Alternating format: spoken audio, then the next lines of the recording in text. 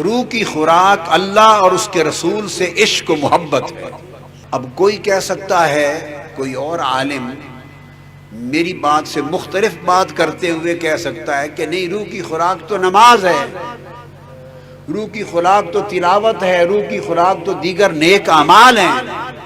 اب یہ نکتہ سمجھا دوں، فلسفہ، نماز، نیک اعمال، تلاوت، اس کا انکار نہیں، وہ اصل خوراک نہیں، وہ برتن ہیں جس میں غذا رکھ کے دی جاتی ہے۔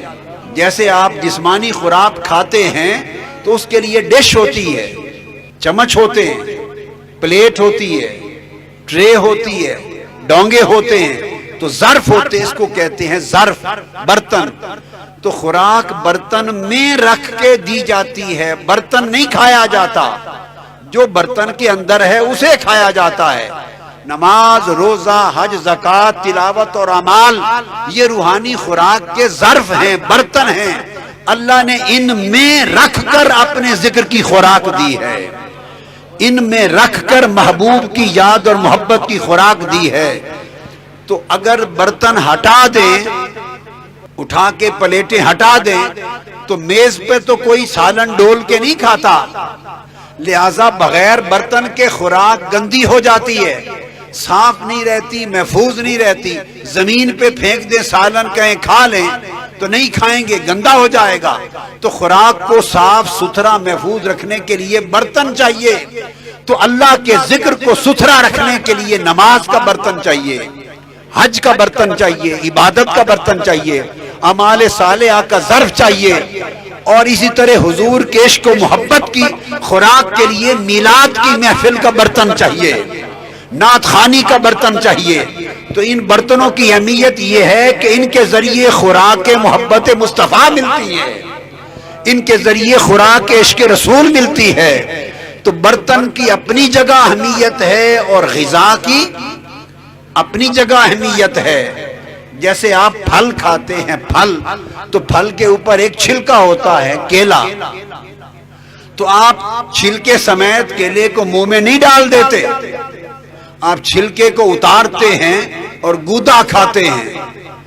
مالٹا کھاتے ہوئے چھلکے کو اتارتے ہیں اور اندر سے گودا کھاتے ہیں، تو پتہ چلا کہ کھانے کی چیز تو گودا ہے۔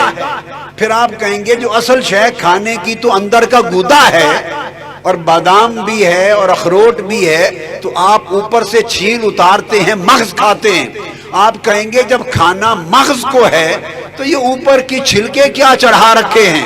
وہ اس لیے چڑھا رکھے ہیں کہ اگر چھلکا اتار کے کیلے کو رکھ دیں تو گھنٹے میں کالا ہو جائے گا، اس کی صحت برقرار نہیں رہے گی۔ تو چھلکے، غلاف اس کی حفاظت کے لیے ہوتے ہیں۔ اس لیے احباب مکرم، خوراک دل کی، روح کی، باطن کی اللہ اور رسول کی محبت ہے، اور اعمال اس کو محفوظ رکھنے کے لیے اللہ نے غلاف چڑھا رکھے ہیں۔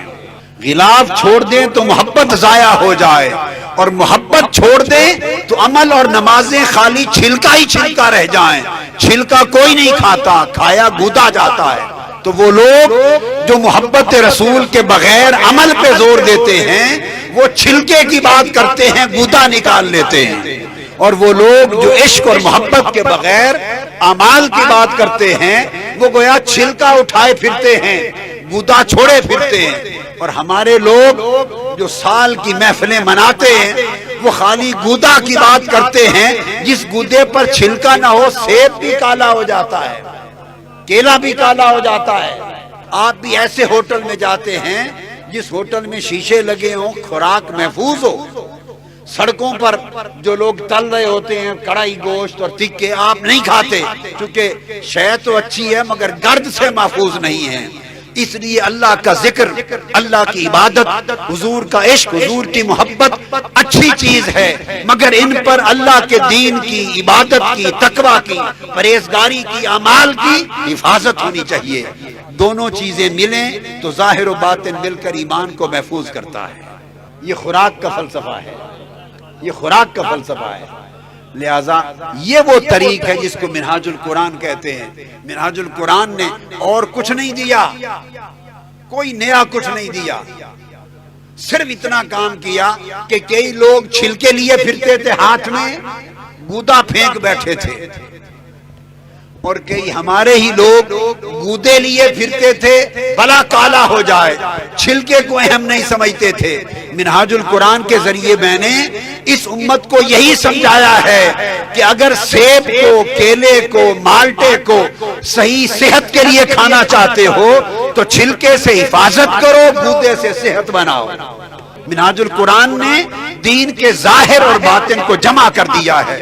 کچھ لوگ خالی ظاہر کے پیچھے پڑ گئے تھے، کچھ لوگ خالی باطن کے پیچھے پڑ گئے تھے۔ ظاہر اور باطن کے فرق نے دین کو ٹکڑے کر دیا تھا، نہ ان کو دین کا فیض مل رہا تھا، نہ ان کو دین کا فیض مل رہا تھا۔ میں نے اور کچھ نہیں دیا اس امت کو، صرف صدا دے کے یہ بات سمجھائی ہے کہ دین کا اصل فیض چاہتے ہو تو ظاہر اور باطن دین دونوں کو جمع کر کے چلو، تو مصطفیٰ کا بھی فیض ملے گا، خدا کا بھی کرم نصیب ہوگا۔ سب سے پہلے نئی ویڈیوز کو حاصل کرنے کے لیے شیخ الاسلام ڈاکٹر محمد طاہر القادری کے آفیشیل یوٹیوب چینل کو سبسکرائب کریں اور بیل آئیکن کلک کریں۔